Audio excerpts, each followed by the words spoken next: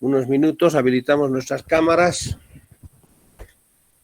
Bien, de los que están presentes, ¿qué estudiantes pudo acceder a los laboratorios, por favor?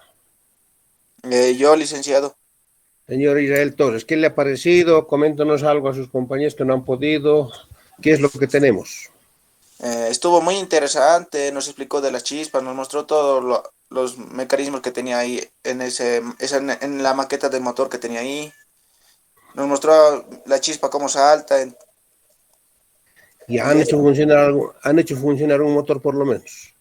sí, Bueno, entonces esa era la idea. La idea del jefe de carrera era que los estudiantes desde el primer semestre ya tomen contacto con nuestros talleres.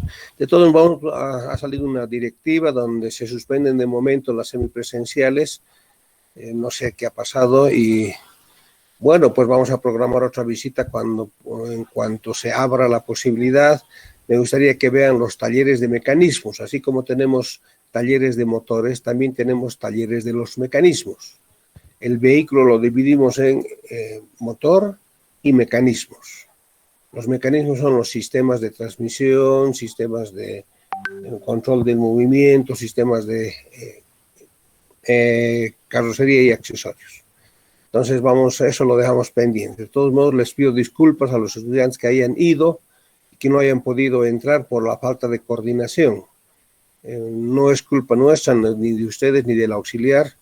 Es simplemente una mala coordinación, una falta de coordinación a nivel jefatura de carrera. Muy bien, ya vimos nosotros en el anterior video, bueno, al último estudiante. Un momentito, por favor. Vamos a recibirlo a Aliaga.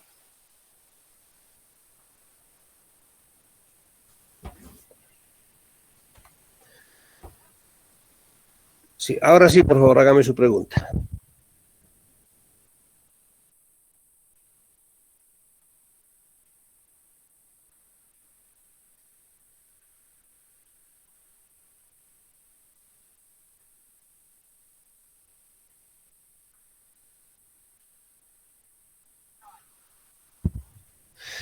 Para los libros. Un estudiante me reclamó el tema de los libros, pero los libros estaban destinados a aquellos estudiantes que asistieron a la clase previa. 12 estudiantes, creo que eran 12 o 13, que asistieron a la clase anterior, la secretaria tiene la lista. Si no están en la lista, no pueden entrar. De todos modos, la secretaria tiene los libros todavía en oficinas de la carrera. La vez que ustedes puedan ir, puedan aproximarse, está disponible a los estudiantes que estén en la lista, por favor. ¿Ya? Luego vamos a ver si es que alguno más se puede ampliar, eso lo veremos con calma, pero era un premio a los estudiantes que asistieron a esa clase. Pero podemos ampliar, no me hago problema. Todavía tengo algunos ejemplares disponibles. ¿Alguna pregunta más? Licenciado, buenas tardes. Señor Vargas, dígame. Yo he pasado el día jueves por secretaría de la carrera, entonces yo en la clase previa, licenciado, estaba presente, pero no me encuentro en las listas. Yo le estaba consultando también por el grupo de... No me corte, por favor. Voy a ver si estaba en las listas. No me corte. Está bien. Vargas Carvajal, ¿no? Sí, licenciado. Según mi lista, esto ha sido para el día, creo que ha sido el 25 de agosto. No figura como presente, señor Carvajal, en mi lista. Porque yo tomo lista cada día, por eso me atraso un poco. Cada que los admito en la reunión MIT, yo registro su ingreso. Ahora, es posible que usted no esté porque no estaba inscrito todavía en la carrera. Según veo, es el último de mi lista. Seguramente ha asistido a algunas clases mientras no estaba inscrito. Pero los he anotado yo a ustedes. Los he anotado cuando había un estudiante nuevo que aparecía y no estaba en la lista, le preguntaba y lo anotaba. A ver, señor Vargas Carvajal, voy a ver cómo hago para que lo habilitemos en la lista, por favor. Le voy a mandar un chat a la señora para que lo habiliten y pueda recoger el libro. ¿Está bien? Gracias, licenciado. Está bien. El libro, les vuelvo a repetir, es un libro que he escrito hace más de 30 años. Cuando era capitán, Quería siempre tener esa inquietud de enseñar lo que sabemos, porque si sabes algo y no lo compartes es como si no supieras. Y escribí el libro cuando era capitán y la idea era, en ese momento, orientar a cómo elegir.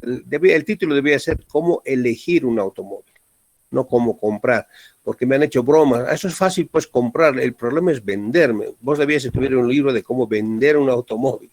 Y tenías razón, ¿no? Simplemente debía ser cómo elegir el automóvil. En ese libro se ven los sistemas que estamos viendo, no todos se ven, pero algunos sistemas. Y lo más importante a futuro para ustedes, en ese libro hay una licitación, un ejemplo de cómo se hace una licitación para que cuando nosotros estemos en una empresa, convoquemos a una licitación para comprar vehículos. Y hay un tema de análisis de costos de operación.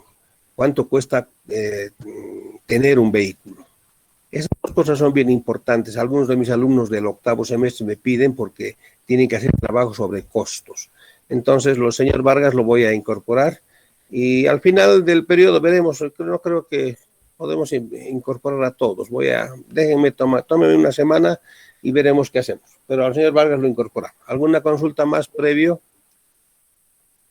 Muchas gracias, licenciado. Ninguna más. Ok, gracias.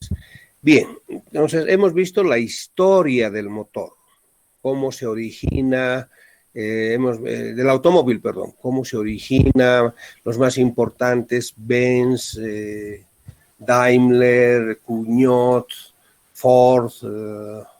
Hay otro video más que podríamos acompañarlo, pero el video que hemos visto es bastante interesante, tiene datos que ni yo conocía, así que lo dejamos como está. Pero ustedes ya tienen una idea. Definición de automóvil, máquina que puede moverse por sí mismo. Desde mucho antes, como vamos a ver ahora, bueno, pero nos concentraremos en el automóvil. El ingeniero Cugnot fue el primero que pudo diseñar una máquina que se movía por sí mismo. Han habido otros intentos, pero el verdadero pionero del cual se cuentan registros es Cugnot, y hemos visto esa mole, cómo se mueve. Después ya vienen todos los que ya conocemos. Ahora vamos a entrar directamente al tema motor. Vamos a ver el sistema motor. Y el video que van a ver hoy día no existe un video elevado a YouTube.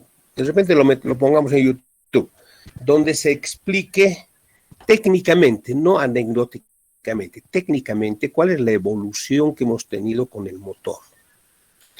¿Qué es el motor? Es una máquina o conjunto de mecanismos que transforma cualquier tipo de energía en energía mecánica. Entra cualquier tipo de energía eléctrica, energía eólica, energía térmica. Y lo que sale del motor es energía mecánica. ¿Qué es la energía mecánica? La energía expresada como movimiento. Algo que se mueve tiene energía mecánica. Y hay dos tipos de energía mecánica, la energía potencial. Movemos algo para subir un peso. Eso tiene energía potencial. Cuando eso caiga, se va a volver energía cinética. Entonces, hay dos tipos de energía mecánica, la potencial y la cinética. Pero ¿cómo ha ido evolucionando esa idea de generar energía mecánica a partir de otra fuente de energía? El ejemplo para entenderlo más fácil es el tema de la pólvora. Imagínense un cañón, ustedes lo cargan con pólvora, le ponen la bala, ese cilindro, le ponen encima y a través de un conducto le prenden una chispa. Esa chispa llega a la pólvora y se desarrolla una reacción térmica. La pólvora que está en estado sólido se vuelve gas. Hay una transformación de sólido a gas. Y como hay esa transformación, los gases empujan todo lo que encuentran a su alrededor hacia todas las direcciones. La parte más débil es la parte donde está la bala. Y la bala sale impulsada por la energía térmica, por la creación de los gases. Y esa bala, al moverse, ya esa bala que estaba quieta, adquiere movimiento. Al adquirir movimiento ya tiene energía mecánica. Es el concepto bajo el que sigue funcionando el motor. Hay que colocar combustible, hay que poner una chispa y hay que, esa chispa genera una combustión, la combustión genera gases y los gases empujan al pistón. Pero lindo hubiese sido conocer el motor así desde un principio. Vamos a ver en el video que desde 2000 años antes de Cristo ya había una idea de transformación de gases. El señor Herón de Alejandría, lo vamos a ver, crea un cilindro con dos boquillas que salen. Calienta agua, se vuelve vapor y el vapor sale por esas dos boquillas que están en sentido contrario y esa bola empieza a girar. Cuando la bola empieza a girar ya hay energía mecánica. Entonces ya hay una idea de cómo usar la energía de la pólvora o del agua o del vapor de agua para hacer mover algo. Bien, pero eso no era nada útil, era como un juguete. Una vez antes de que Watt invente el motor térmico que hoy conocemos, en la máquina de vapor que hoy conocemos, los primeros han sido unos señores en Inglaterra. ¿Cuál era el problema? No podían trabajar en las minas porque había mucha agua. Entonces ellos dicen, ¿cómo podemos sacar esa agua? Y los señores por primera vez colocan un cilindro y un pistón. Y el pistón lo empujan con vapor de agua. Y logran mover el pistón y hay energía mecánica. El problema era cómo volver a su origen, a su lugar original para volver a sacar más agua. Entonces ellos tienen la idea. Cuando ya el pistón ha subido, le chisguetean agua fría. Cuando le chisguetean agua fría, dentro del cilindro desaparece esa presión y el pistón vuelve a bajar. Esa es la primera máquina ya con el concepto de usar energía para generar energía mecánica. Y así comienza la historia técnica del motor. Después de eso, el señor Watt dice, ¿y por qué tenemos que chisguetear agua para enfriar? ¿Por qué no usamos dos cámaras? Además, el señor Watt dice, pero ese movimiento lineal que hemos logrado con el pistón lo volveremos circular. Y aparece la máquina de vapor. En la máquina de vapor metemos agua, el vapor del agua mueve el pistón y se logra recuperar en un cigüeñal para ya tener energía mecánica en un volante de inercia. Después de la máquina de vapor viene otro señor Lenoir, dice, ya, pero ¿por qué no usamos otro combustible que no sea gas? O sea, la energía verdadera está en el fuego. El agua solamente intermediario, el vapor, y ahí se pierde mucha energía.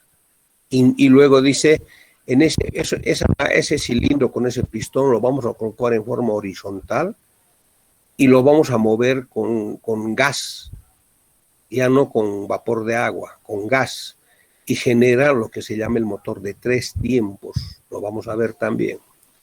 Y otro señor, viene aquí el señor Otto y dice, de acuerdo, está bien un funcionamiento, pero podemos mejorarlo. ¿Qué pasa si comprimimos la mezcla antes de poner la chispa? Y aparece el motor de 4 tiempos del ciclo de Otto que seguimos usando hasta ahora. Y luego vienen otras invenciones, otros arreglos más que vamos a explicar. Pero lo que les he dicho es el resumen de la historia técnica del motor. Con esa idea que les ha quedado, ahora van a poder entender el video. Compartimos entonces el video, por favor.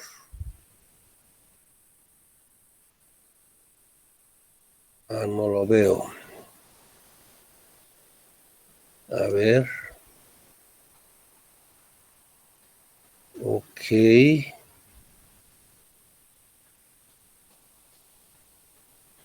Ahora sí. Entonces, veamos el video. Voy a ir haciendo algunos comentarios según considere que sean de interés. Si no escuchan o hay algún problema, me hablan, por favor.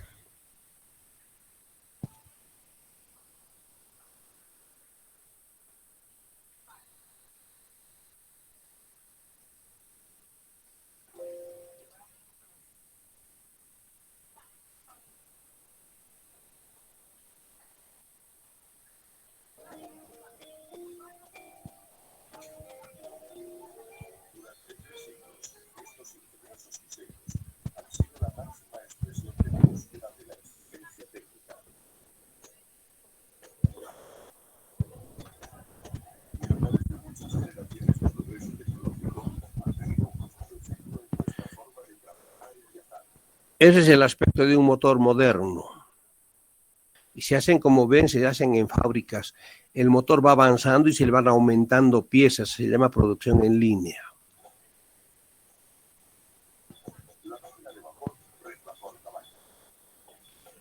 Y ese es el aporte de Watt. Watt inventó su máquina de vapor, pero no para vehículos. Él inventó su máquina de vapor y la aplicó en industrias. Y les decía a los dueños, señores, coloque esta máquina y es como si estuviesen trabajando 4 caballos. Y de ahí viene la medida del caballo vapor.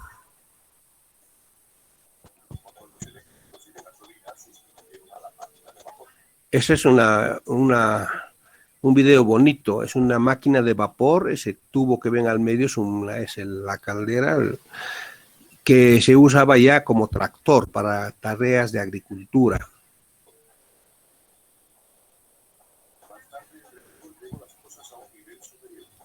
Bien, aquí puede haber un punto de discusión. Nosotros le llamamos el motor a reacción.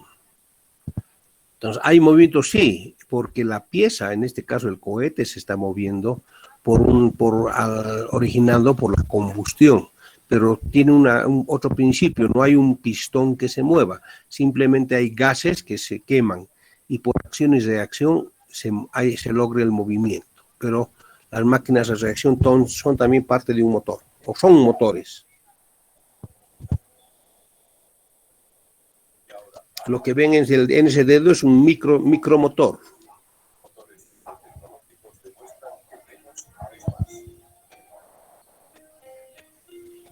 Y aquí comenzamos con las etapas. He ido marcando los años hasta donde he podido para poder hacer una historia, ¿no? O sea, en tal fecha tal cosa, en tal fecha o en tal año por lo menos.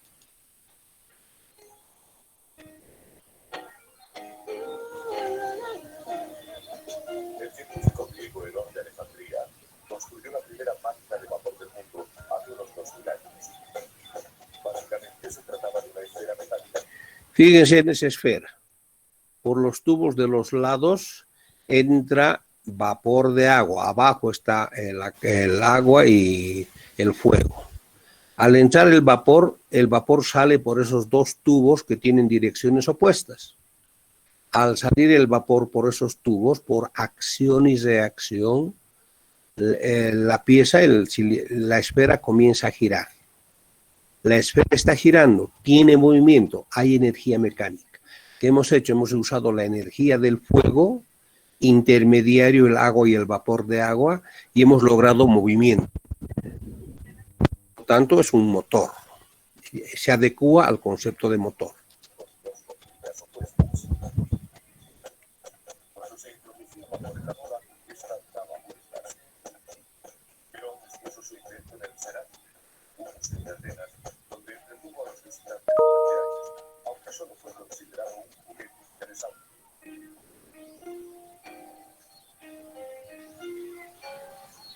Y ahora van a ver en 1720 lo que les dije, el primer motor para las minas, 1720.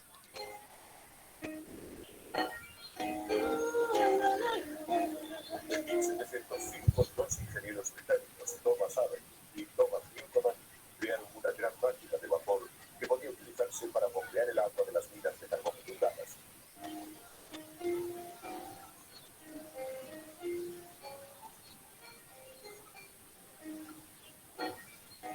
En el caso de la máquina de vapor de Newcomen, el agua se pone en una caldera para generar vapor. El vapor se conduce. A ver, es bien importante entender esto, porque después todo es evolución. Donde estoy marcando el cursor, espero que vean el cursor, está el fuego. Tenemos aquí la caldera donde está el agua. El agua genera vapor. El vapor sube por este cilindro. Lo que está en amarillo son válvulas. Entonces se abre la válvula que estoy señalando, el vapor sube y aquí arriba se ve el pistón en anaranjado. Entonces al abrir la válvula, el vapor sube el pistón. Logramos energía mecánica. La presión del vapor hace que comience a elevarse lentamente el pistón dentro del cilindro. Ok, ya tenemos energía mecánica. ese cilindro ha subido, tiene movimiento. Al subir ha podido empujar cualquier cosa. Hemos logrado obtener energía mecánica. Pero ¿cómo hacemos que esto sea continuo? Porque ahí terminaría nuestro trabajo. Como les dije, a la izquierda tenemos un tanque de agua fría. Se abre la válvula del tanque de agua fría, se chisguetea agua fría y el agua fría enfría el cilindro. Al enfriarse, el agua se condensa, ya no hay presión hacia arriba. El pistón vuelve a bajar y el agua que se ha condensado sale por esta válvula de la izquierda. Y repetimos el ciclo. Ya tenemos un motor. Después se interrumpe el suministro de vapor. En el cilindro se inyecta agua fría. El vapor se condensa y su volumen disminuye de manera notable. La consecuencia, en el cilindro se genera baja presión y el pistón vuelve a su posición original, debido a la presión del aire que actúa desde arriba. El agua acumulada se desagota del cilindro y el proceso vuelve a comenzar desde el principio. Y con eso ya tenemos un motor. Es bien sencillito. Si captan bien cómo ha funcionado, ahora todos son mejoras. Van a poder entenderlo mejor. 1770, aparece Watt.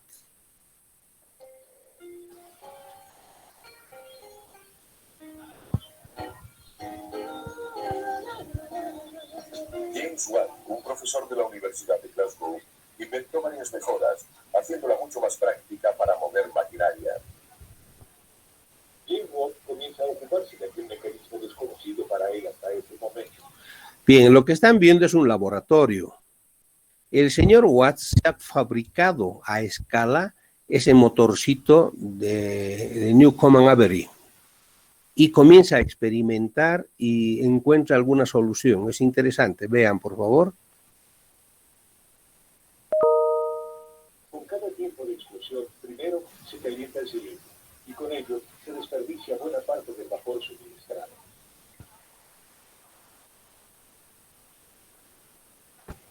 ¿Realmente era necesario dejar enfriar el cilindro una y otra vez?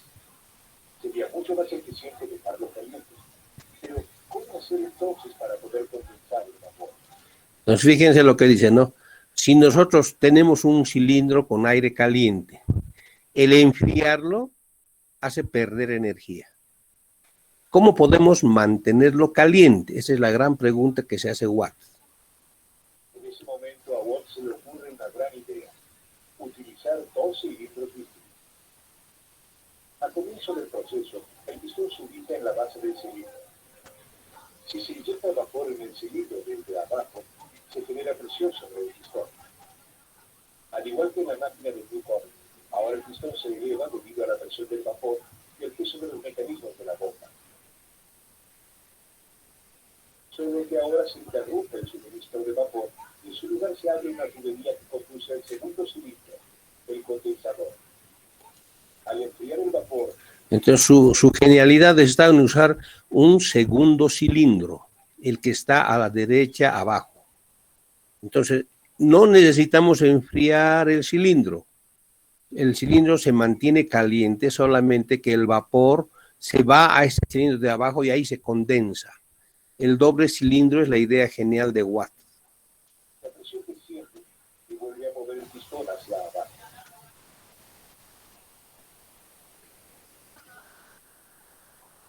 Luego vuelve a cerrarse la conexión con el condensador y se abre la válvula de vapor.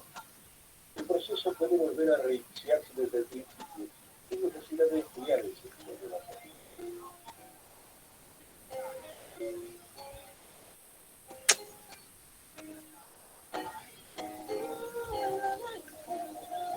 Su regulador centrífugo de bolas se expandía a medida que el motor iba más rápido. Bien, el problema con las máquinas de vapor en ese momento era que a veces se descontrolaban y explotaban. Había que ver alguna forma de controlar, regular la entrada de esos vapores. Y a Watt se le ocurre el regulador centrífugo. Como ven ustedes, son dos bolas. Cuanto mayor velocidad adquiere el motor, se abren las bolas y cierran la válvula para que no entre. Llega un momento en que al abrirse estas bolas se cierra la entrada y con eso se evita que se sobrecaliente el motor. Es el controlador centrífugo de James Watt.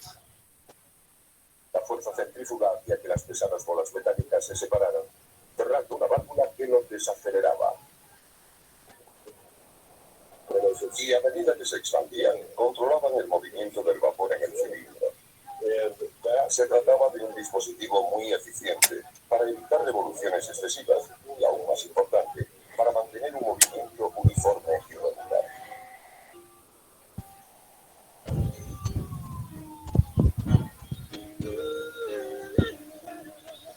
Y todavía en este momento lo que se tenía era movimiento lineal.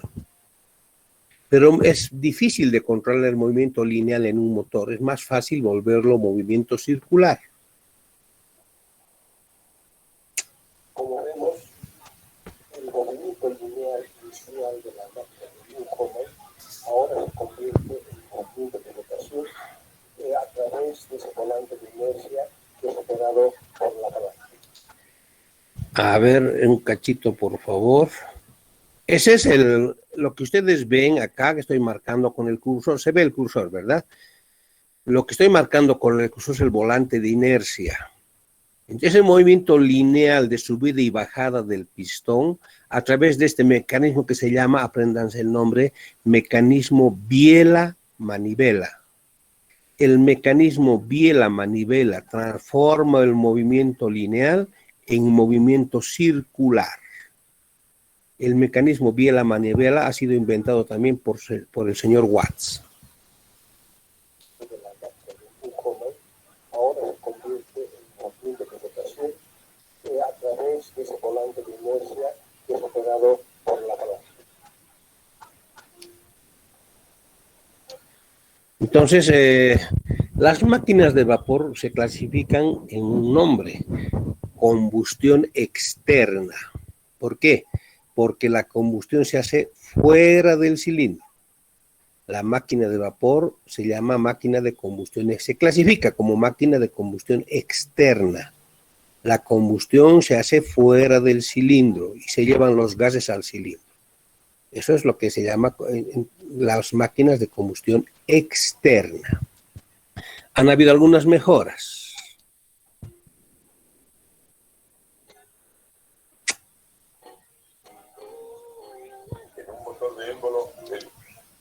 Fíjense ustedes lo interesante.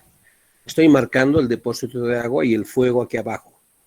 Ese vapor lo podemos llevar delante del pistón o detrás del pistón para lograr movimiento.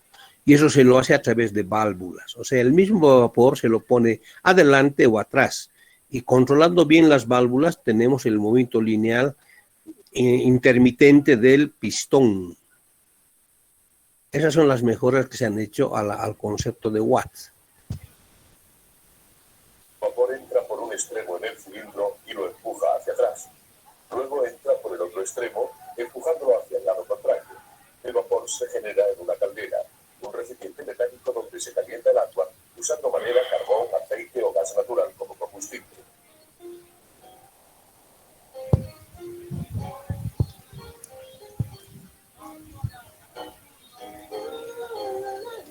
Bien, y aparece el concepto ya desde ese momento, cuando ya con las máquinas de vapor de Watts, alguien piensa y dice, está bien, ese vapor lo estamos usando, pero ¿por qué tenemos que estar empujando un pistón y lograr movimiento lineal y luego volverlo circular con el mecanismo biela-manivela? ¿Por qué no directamente generamos movimiento circular? Y surge el concepto de turbinas. En este caso, la máquina de vapor sigue siendo una máquina de vapor. Los gases empujan los álabes de la turbina. No hay pistón. Se genera directamente el movimiento circular. Y este concepto de turbinas todavía seguimos manejando hoy día.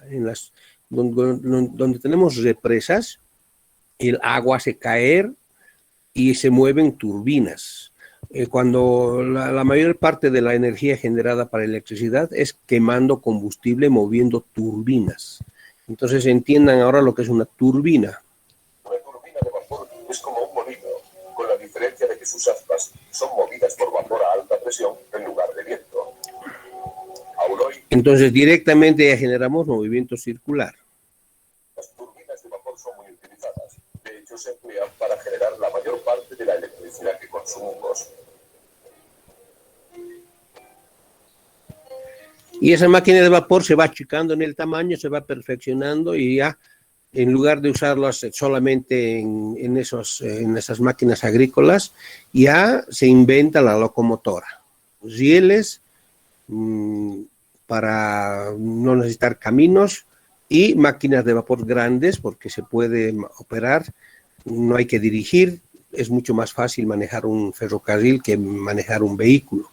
Entonces aparecen las locomotoras y las máquinas agrícolas.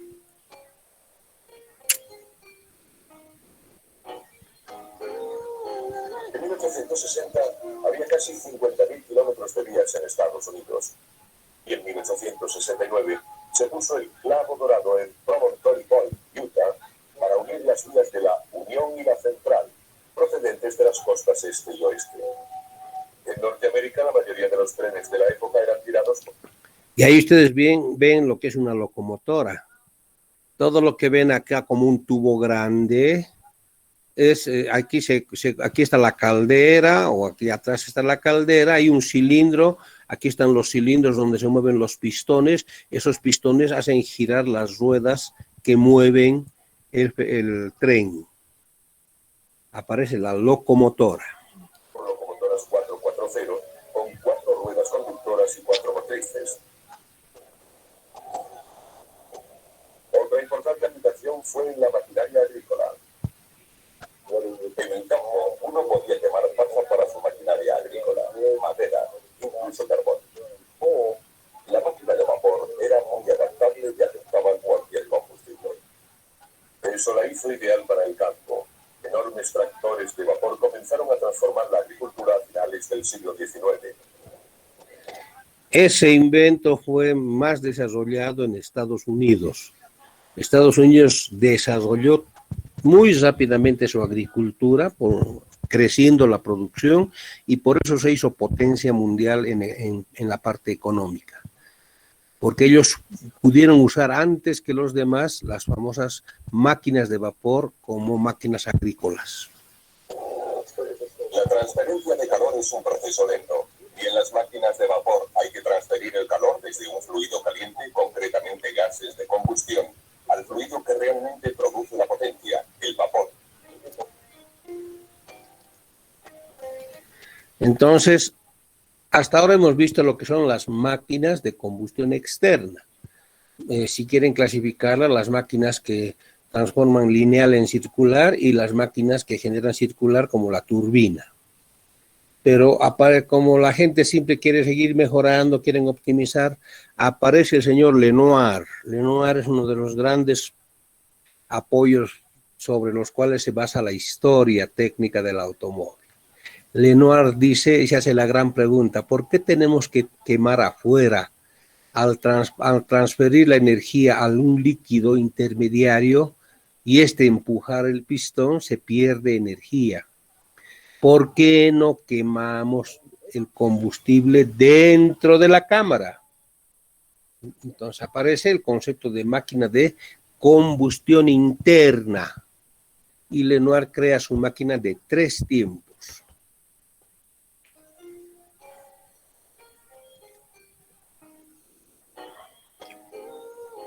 Los ingenieros seguían buscando nuevas soluciones. El belga Jean-Joseph Etienne Lenoir presentó su motor de gas en París en 1860.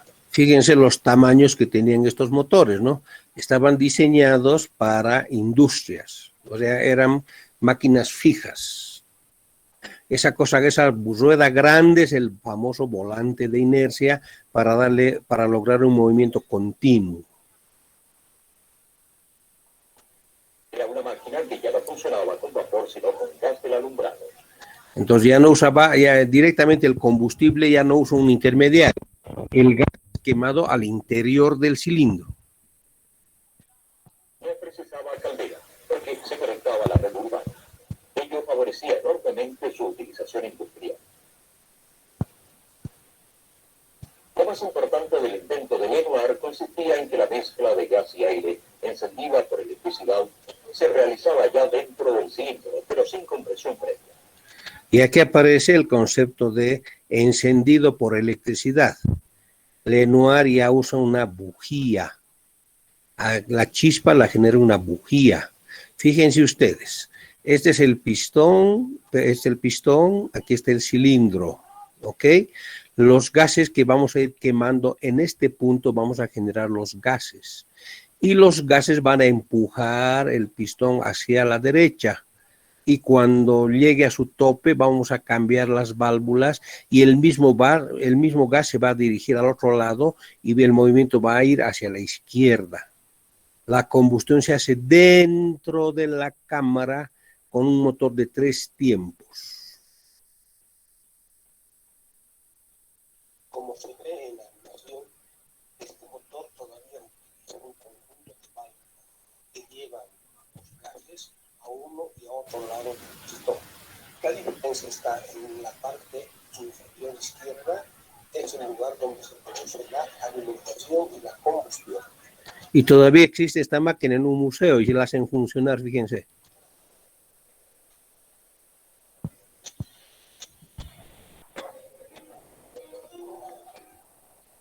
No se olviden, Lenoir, combustión interna, 3 tiempos. Y aparece el famoso señor Otto. Estamos hablando de 1876. En 1886 se ha patentado el primer automóvil. No ha sido mucho tiempo después. Y escuchemos la historia de Otto.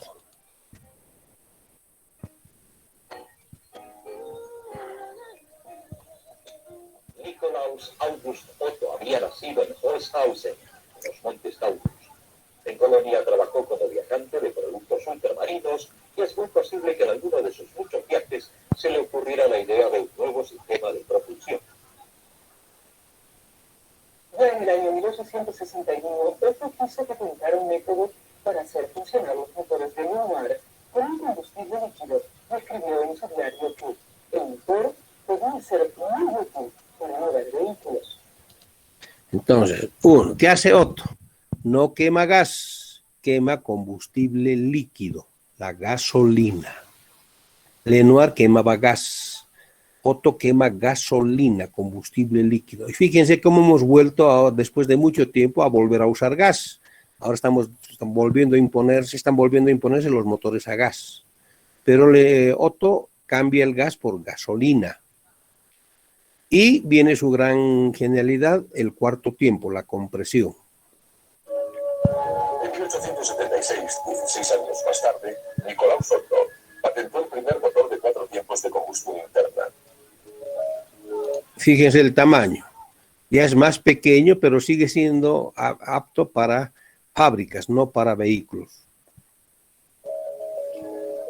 La explosión se provocaba con un sistema de encendido que... Otto no usa chispa, usa un sistema de encendido por tubo incandescente. Tiene una cámara donde hay un fuego permanente, se abre una válvula en el momento preciso y el fuego sale hacia el cilindro y produce la combustión. Se llama sistema de encendido por tubo incandescente, no usa bujía. Entraba en el cilindro. El motor atmosférico, ideado por Otto, no aprovechaba de momento la explosión, sino que utilizaba el retroceso del émbolo en el cilindro como presión de trabajo. Su idea revolucionaria fue el compresor, ya que mediante la compresión de la mezcla antes del encendido se genera una mayor presión de la fuerza explosiva y por tanto un rendimiento más alto. Bien, ¿qué dice Otto? Y nosotros quemamos la mezcla sin compresión, se quema poca mezcla, poca potencia, obtenemos poca potencia. Pero si yo comprimo la mezcla, al momento de la chispa estoy quemando más mezcla, o la misma mezcla pero más rápido, y eso permite obtener más potencia. Es la otra genialidad de Otto. De ahí nace el concepto de la compresión. Si yo comprimo, quemo más, la misma cantidad de mezcla la quemo más rápido. Como la potencia depende del tiempo en que desarrollo el trabajo, obtengo más potencia. Cuanto más compresión, más potencia y aparece el famoso cuarto tiempo y aparece el ciclo de Otto.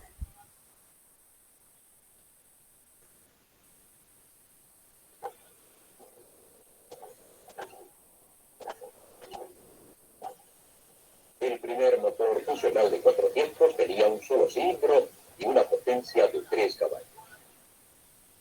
Fíjense, el primer motor de Watt tenía 1 caballo de potencia. Este motor de Otto ya tiene 3 caballos de potencia.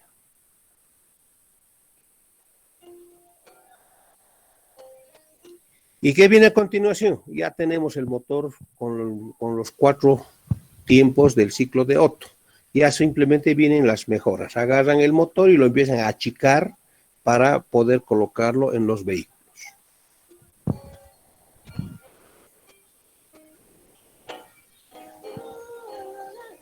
Otros hombres que contribuyeron al éxito de la fábrica Deutz fue Gottlieb Daimler como director técnico.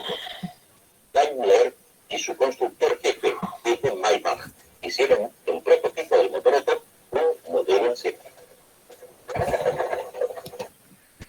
Y en realidad, como vimos en el anterior video también, no ha sido el primer automóvil. Ya le colocaron el motor a una bicicleta. O sea, la motocicleta ha nacido antes que el automóvil. Pero como no fue patentado, no se lo considera oficialmente como la creación del automóvil. Ambos dejaron la fábrica Deutz y construyeron un motor pequeño y rápido. El motor de este vehículo demostró ya en 1885 que podía funcionar bien en la práctica. En cierto modo, fue la primera motocicleta del mundo. Casi al mismo tiempo, Karl Benz ideó otra solución técnica para la producción. Entonces Daimler trabaja con el ciclo de Otto con tubo incandescente. A 100 kilómetros, Benz también trabaja mejorando el motor, pero usando bujía y usando un volante de inercia horizontal, no vertical, como van a ver. Por cierto que su automóvil fue el primero que se patentó en el mundo. El volante del motor de 4 tiempos en posición horizontal tenía menos revoluciones. Fíjense dónde está la mano del señor. Ahí está el famoso cigüeñal al aire. Y tiene muchos depósitos de aceite para que por goteo se lubrique todo el motor. Había que estar llenando continuamente esos recipientes de aceite. Era más pesado que el motor de Daimler y Maybach.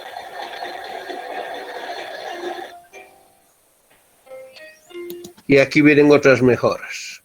Diésel es otro gran aporte. ¿Qué dice diésel? Cuando destilamos el petróleo, obtenemos 30% de gasolina, por decir un número. Pero tenemos 50% que se vuelve gasoil. El gasoil es más pesada que la gasolina, lo vamos a ver en otro video. Es más pesada que la gasolina y no se quema cuando le aproximas una chispa. Entonces, ¿cómo podemos usar ese sobrante? Estamos botando más de la mitad. ¿Y cómo podemos quemar y lograr un motor con el gasoil? Y aparece el concepto de inyección. ¿Cuál es la idea básica? Para poder quemar ese combustible más pesado, no se puede si está frío. Solamente podríamos hacerlo si lo calentamos mucho. Entonces, en lugar de comprimir como lo hacía Otto 1:9, Otto comprimía 9 veces el combustible. El señor Diesel dice, ¿por qué no lo comprimimos más de 20 veces? Si logramos comprimir 20 veces ese diésel, no comprime diésel, comprime aire puro. Entonces, si logramos comprimir ese aire puro 20 veces, va a haber una atmósfera tan caliente que ahora sí se puede quemar el diésel o el gasoil. Entonces, comprimimos 20, 25 veces, tenemos una cámara muy caliente y en esa cámara caliente inyectamos gotas de diésel. A medida que entran esas gotas, se van quemando y empujan el pistón. Nace el famoso motor diésel que no necesita chispa para funcionar.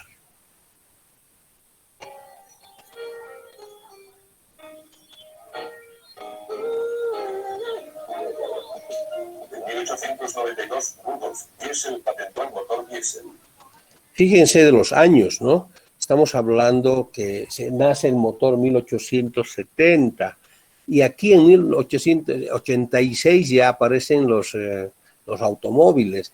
Y en 1992, unos años después, o sea, después de unos 15 años de la aparición del motor de Otto, ya aparece el motor diésel. Y al que han visto es el ingeniero Diesel, también alemán. Es similar al motor de combustión interna corriente, salvo que no tiene bujías. Se aspira aire en el tiempo de bajada.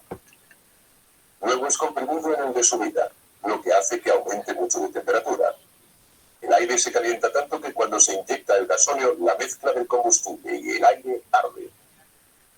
El motor diésel de 4 tiempos funciona en 4 etapas sucesivas. En la primera, el pistón baja absorbiendo aire. En la segunda, sube el pistón y se comprime el aire hasta 25 atmósferas, por lo que su temperatura llega a los 500 grados. El tercer tiempo comienza en el punto superior del pistón. El inyector introduce el combustible que se inflama espontáneamente liberando energía, con lo que aumenta la presión y la temperatura. Este aumento de presión obliga al pistón a bajar, produciendo energía que es absorbida por el volante de inercia. Tras este descenso del pistón, el volante de inercia impulsa nuevamente el pistón hacia arriba y los gases resultantes de la explosión se eliminan por la válvula de expulsión. Este proceso continúa cíclicamente.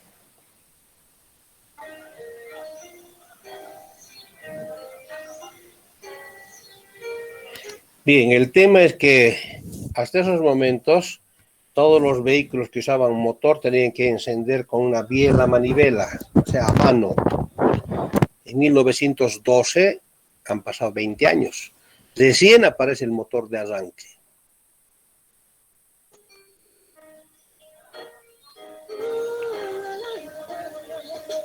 Alrededor de 1912 finalmente se impuso el motor de combustión interna. Irónicamente, gracias a la adición de uno eléctrico, al que se llamó motor de arranque. Esa era exactamente su función, dar el primer impulso a los pistones sin que el conductor saliese despedido, o peor. Hasta entonces había que hacer girar el motor para que arrancara. No solo era difícil, sino peligroso. Y el último avance gran en cuanto al concepto fundamental del motor lo hace el señor Wankel, así como la turbina genera la idea de movimiento directamente rotatorio. El señor Wankel, ingeniero alemán también, dice, ¿por qué no logramos directamente el movimiento circular? ¿Por qué tenemos que transformar un movimiento lineal del pistón en circular? Ahí perdemos energía. Y aparece el famoso motor Wankel, 1924.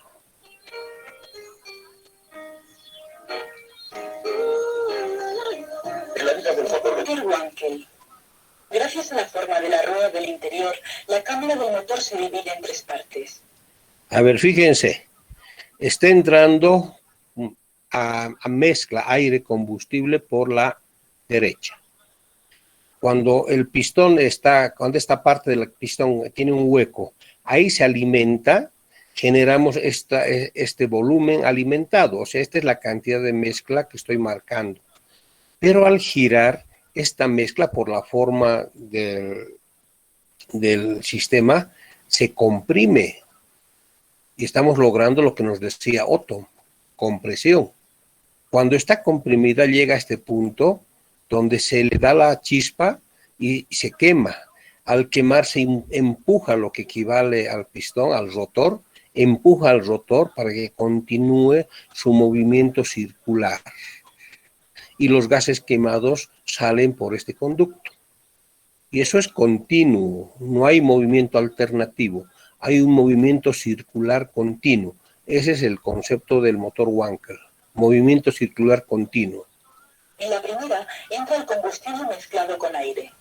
En la segunda, gracias a la bujía, se produce una explosión que quema la mezcla y empuja la rueda hacia la tercera parte, donde los gases resultantes de la explosión son liberados.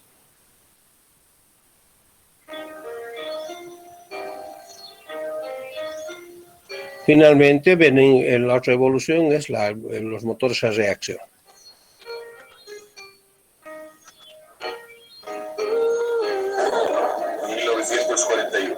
El mundo está en guerra. Es el momento de un nuevo avance tecnológico. Aparece el reactor.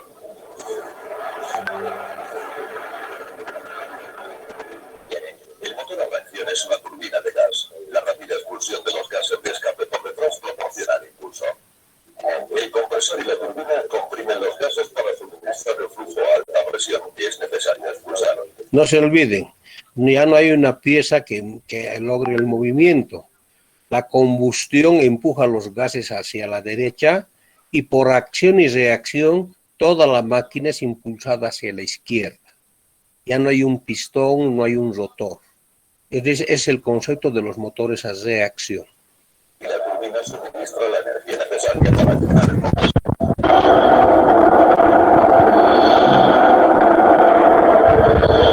Al principio de su desarrollo, los cohetes y los motores a reacción estaban estrechamente relacionados.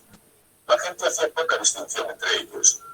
Un cohete es parecido a un reactor, a diferencia de que lleva su propio suministro de oxígeno para la combustión. Y ahí viene una gran diferencia, ¿no? Los aviones usan motores a reacción porque usan el oxígeno del aire. Los cohetes, para salir de la atmósfera terrestre, tienen su propio oxígeno. Es la diferencia entre cohete y motor a reacción. Los aviones a reacción toman el oxígeno del aire. Los cohetes lo obtienen del tanque de oxígeno que llevan a bordo, lo que significa que pueden volar por el espacio, donde no hay oxígeno.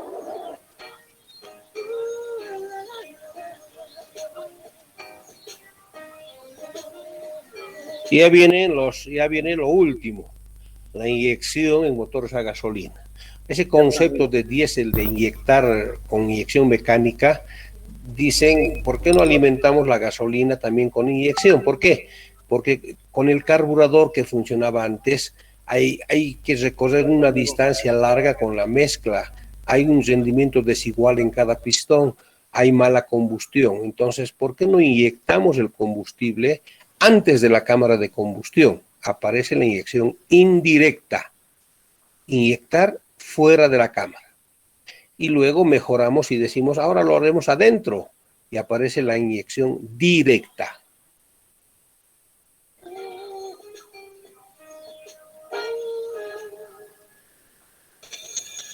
La animación nos muestra el funcionamiento del sistema de inyección indirecta en los motores a gasolina. Se comienza por un tanque de combustible que tiene un sensor para marcar su nivel. En el mismo lugar se encuentra la bomba electromecánica que envía el combustible a través de un ducto hasta lo que se conoce como el conducto único de inyección, el common rail. En ese extremo vemos el simulador de la presión del sistema de inyección para controlar la presión de inyección. Y en el fondo con color verde vemos al inyector electrónico que funciona con electricidad e inyecta el combustible antes de la válvula de admisión. Una vez inyectado el combustible, se produce una explosión y luego la salida de los gases de escape. Después pasamos a la... Después de la inyección mecánica, aparece la combustión electrónica. Ahora todo se hace con electricidad y controlada por electrónica. Inyección directa, presentada por Bosch en 1968. En este caso, podemos apreciar los elementos del sistema, que son los mismos que en la inyección indirecta. La gran diferencia es que ya en este caso el inyector tiene su punto terminal dentro de la cámara de combustión, al igual que los motores de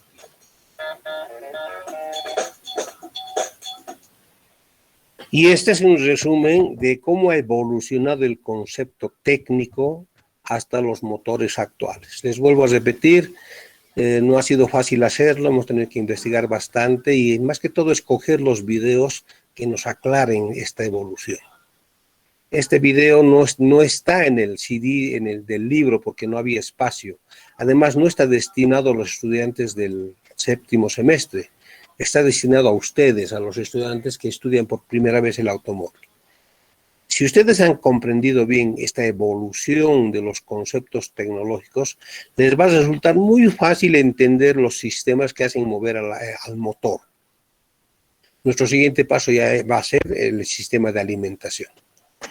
¿Alguna consulta hasta este momento, por favor, para que yo pueda absorber sus dudas? Estoy a la escucha. Buenas tardes. Una pregunta. Dígame, señor. Inyección, eso no entiendo, por favor. No le he escuchado muy bien. Vuelva a repetirme hablando despacito y más fuerte. Lento y más fuerte. Inyección, licenciado, ¿qué es? ¿Me repite? No le he entendido qué me han preguntado. La primera parte no he escuchado. Hábleme más lento y más fuerte. Señor Kenayata debe ser. Calle. ¿Qué es la inyección? La inyección, para lograr el motor de Otto, se usa un carburador. Entra el aire, se mezcla con la gasolina y mezcla aire combustible hasta el pistón, hasta la cámara de combustión más precisamente. Pero para mejorar eso, lo que han hecho es, en lugar de meter aire combustible y llevarlos un camino largo hasta el pistón, ¿por qué no inyectamos la gasolina directamente cerca de la cámara? Y aparece la inyección. Esa es la inyección. Utilizan el inyector de diésel para hacer funcionar el motor a gasolina con mayor eficiencia. ¿Ok? ¿Está claro? Bien, ¿alguna pregunta más? Bien, jóvenes, entonces les vuelvo a repetir, si ustedes entienden esta evolución conceptual, esta evolución técnica del motor, el estudio de los sistemas va a ser sencillísimo para ustedes. Pero si no entienden esto, van a estar en la luna cuando digamos combustión, mezcla aire combustibles, relación de la mezcla, todas esas cosas. Vamos a repetir todo el video otra vez, esta vez sin interrupciones. Nos alcanza el tiempo. Entonces volvemos a repetir, por favor.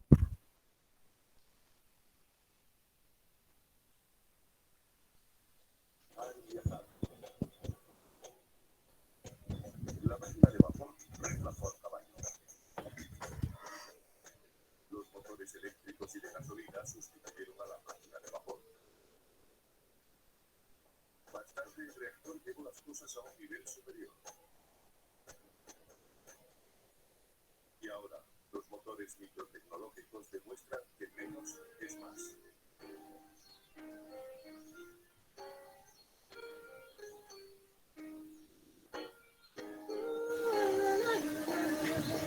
El científico griego Herón de Alejandría construyó la primera máquina de vapor del mundo hace unos 2000 años.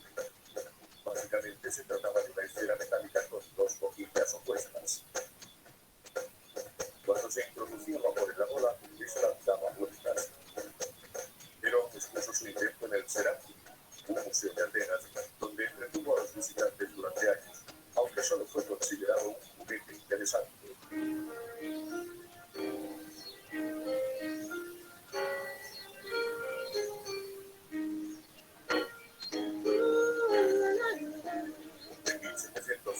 Dos ingenieros británicos, Thomas Allen y Thomas Newcomen, crearon una gran máquina de vapor que podía utilizarse para bombear el agua de las minas de carbón inundadas.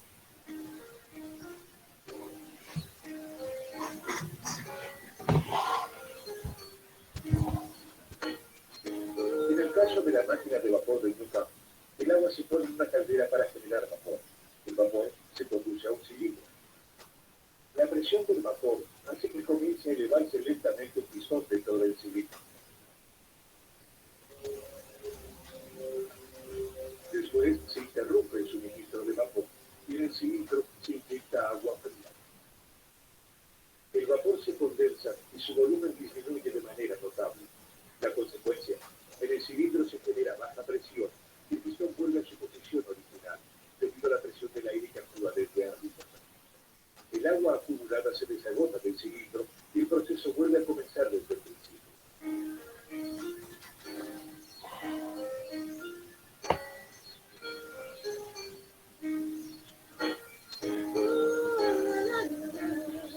James Watt, un profesor de la Universidad de Glasgow, inventó varias mejoras, haciéndola mucho más práctica para mover maquinaria. James Watt comienza a ocuparse de aquel mecanismo desconocido para él hasta ese momento. Con cada tiempo de explosión, primero se calienta el cilindro y con ello se desperdicia buena parte del vapor suministrado.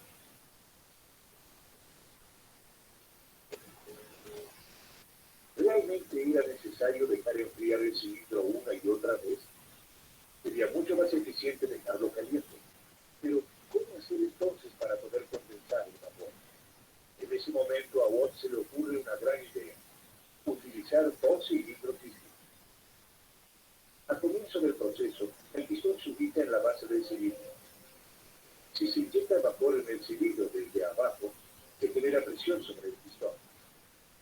Al igual que en la máquina de Newcomen, ahora el pistón se eleva debido a la presión del vapor y el peso de los mecanismos de la bomba. Solo que ahora se interrumpe el suministro de vapor y en su lugar se abre una tubería que conduce al segundo cilindro, el condensador. Al enfriar el vapor, la presión desciende y vuelve a mover el pistón hacia abajo.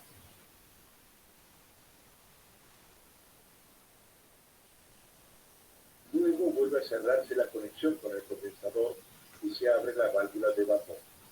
El proceso puede volver a reiniciarse desde el principio sin necesidad de enfriar el cilindro de vapor.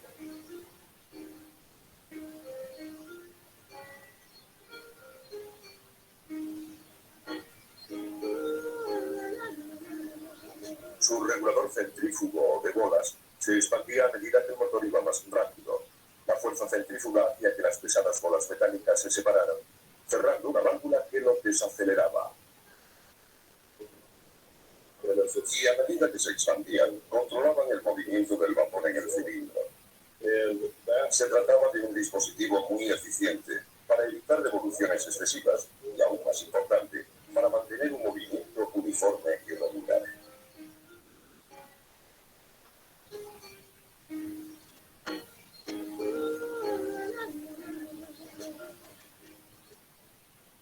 Como vemos, el movimiento lineal inicial de la máquina de Newcomen ahora se convierte en un movimiento de rotación a través de ese volante de inercia que es operado por la palanca.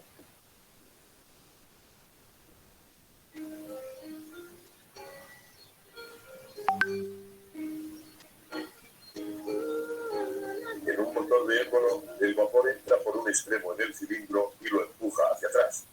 Luego entra por el otro extremo, empujándolo hacia el lado contrario. El vapor se genera en una caldera, un recipiente mecánico donde se calienta el agua, usando madera, carbón, aceite o gas natural como combustible.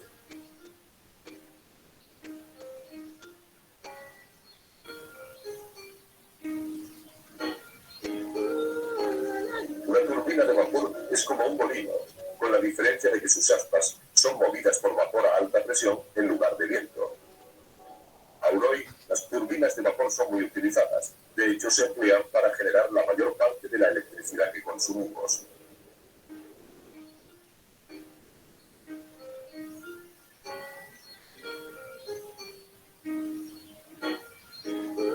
La transferencia de calor es un proceso lento, y en las máquinas de vapor hay que transferir el calor desde un fluido caliente, concretamente gases de combustión, al fluido que realmente produce la potencia, el vapor.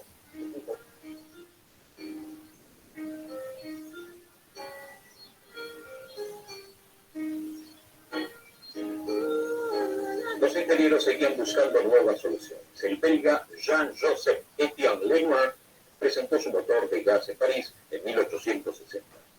Era una máquina que ya no funcionaba con vapor sino con gas del alumbrado. No precisaba caldera, porque se conectaba a la red urbana. Ello favorecía enormemente su utilización industrial. más importante del invento de Lenoir consistía en que la mezcla de gas y aire, encendida por electricidad, se realizaba ya dentro del cilindro, pero sin compresión previa. Como se ve en la animación, este motor todavía utiliza un conjunto de válvulas que llevan los gases a uno y a otro lado del pistón. La diferencia está en la parte inferior izquierda, es el lugar donde se produce la alimentación y la combustión.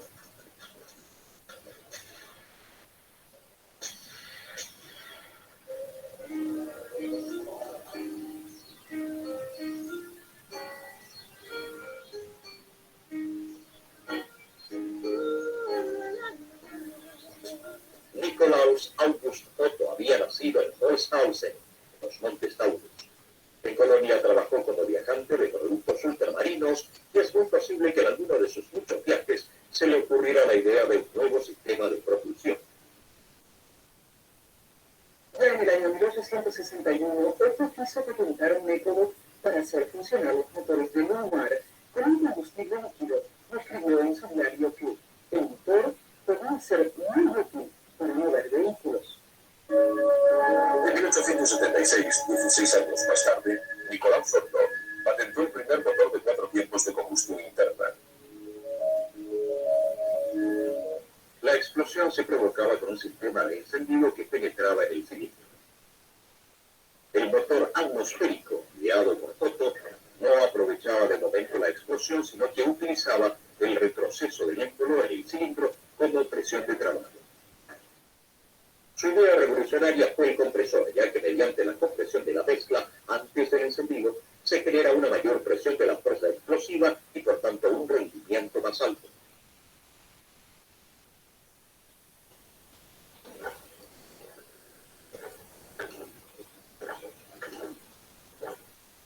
El primer motor funcional de 4 tiempos tenía un solo cilindro y una potencia de 3 caballos.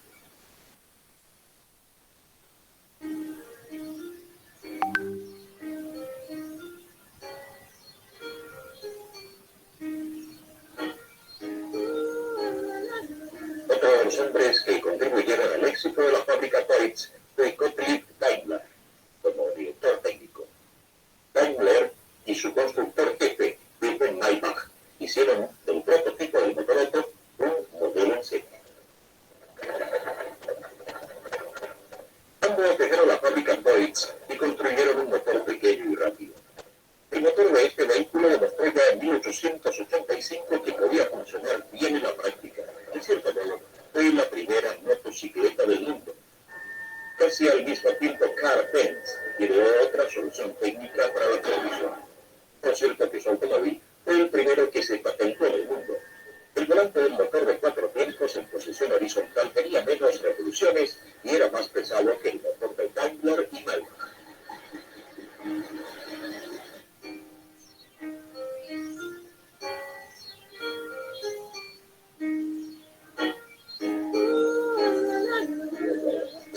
En 1892, Rudolf Diesel patentó el motor diésel. Es similar al motor de combustión interna corriente, salvo que no tiene bujías. Se aspira aire en el tiempo de bajada. Luego es comprimido en el de subida, lo que hace que aumente mucho de temperatura. El aire se calienta tanto que cuando se inyecta el gasóleo, la mezcla del combustible y el aire arde. El motor diésel de 4 tiempos funciona en 4 etapas sucesivas. En la primera, el pistón baja absorbiendo aire. En la segunda, sube el pistón y se comprime el aire hasta 25 atmósferas, por lo que su temperatura llega a los 500 grados. El tercer tiempo comienza en el punto superior del pistón. El inyector introduce el combustible que se inflama espontáneamente liberando energía, con lo que aumenta la presión y la temperatura. Este aumento de presión obliga al pistón a bajar, produciendo energía que es absorbida por el volante de inercia.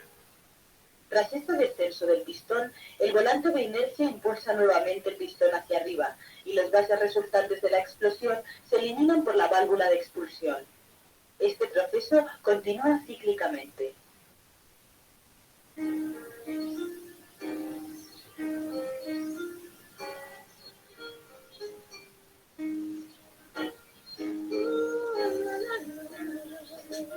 Alrededor de 1912 finalmente se impuso el motor de combustión interna, irónicamente gracias a la adición de uno eléctrico, al que se llamó motor de arranque. Esa era exactamente su función, dar el primer impulso a los pistones sin que el conductor saliese despedido, o peor. Hasta entonces había que hacer girar el motor para que arrancara. No solo era difícil, sino peligroso.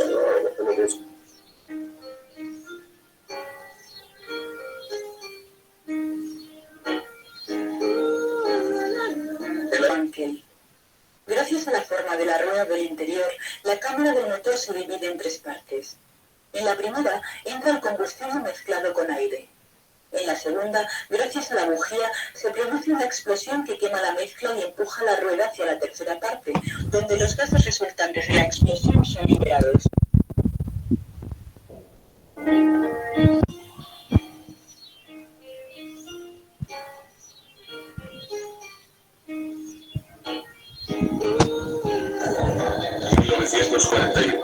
El mundo está en guerra.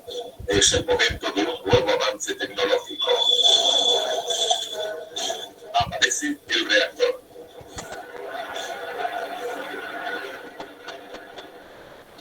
El motor a reacción es una turbina de gas. La rápida expulsión de los gases de escape por dentro proporciona el impulso. El compresor y la turbina comprimen los gases para suministrar el flujo a alta presión que es necesario expulsar, y la turbina suministra la energía necesaria para accionar el compresor.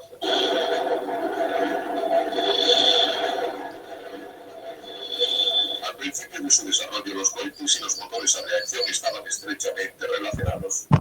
La gente hacía poca distinción entre ellos. Un cohete es parecido a un reactor, a diferencia de que lleva su propio suministro de oxígeno para la combustión. Los aviones a reacción toman el oxígeno del aire. Los cohetes lo obtienen del tanque de oxígeno que llevan a bordo, lo que significa que pueden volar por el espacio donde no hay oxígeno.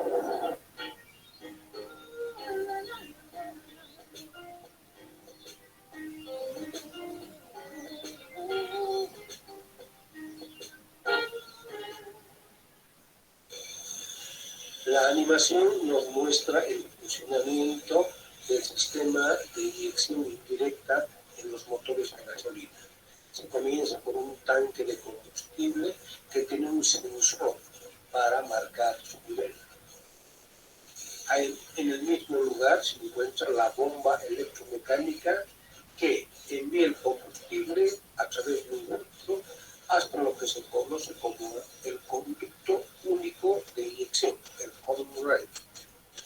En ese extremo vemos el regulador de la presión del sistema de inyección para controlar la presión de inyección. Y en el fondo con color verde vemos al inyector electrónico que funciona con electricidad e inyecta el combustible antes de la válvula de admisión.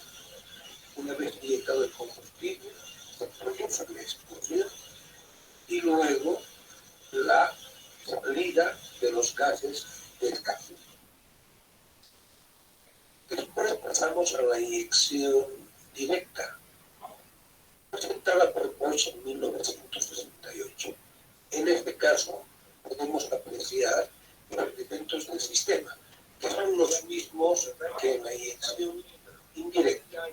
La gran diferencia es que ya en este caso el inyector tiene su punto terminal dentro de la cámara de combustión, al igual que en los motores.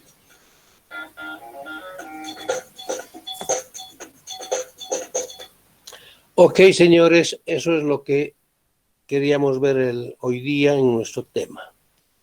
Les vuelvo a repetir, un video difícil de hacer, hemos tenido que buscar bastantes videos para encontrar los adecuados, pero creo que es necesario. No hay un video donde nos relate así la evolución del concepto tecnológico del motor. Por eso le hemos llamado historia técnica del motor. ¿Alguna pregunta más, por favor, ahora? Bien, si no hay preguntas, damos por finalizada la clase. Nos estaríamos viendo el día miércoles. Ya vamos a ver un tema bien interesante. Es otro video bien difícil de hacer. pero ya está en YouTube, por si acaso. Vean en YouTube Principios de la combustión. Así con ese título entren. Principios de la combustión. Es un video que yo lo he subido para entender qué es la combustión, la relación de compresión, la relación aire-mezcla y otras cosas más, la destilación del petróleo, y esa es la parte más importante para el sistema de alimentación. El día miércoles nos veríamos con ese video a las 4 de la tarde. Yo no tengo nada más, si ustedes no tienen, cerramos la clase. Perdón, Inge, ¿qué año fue creado lo del diésel? Esa parte no me anoté.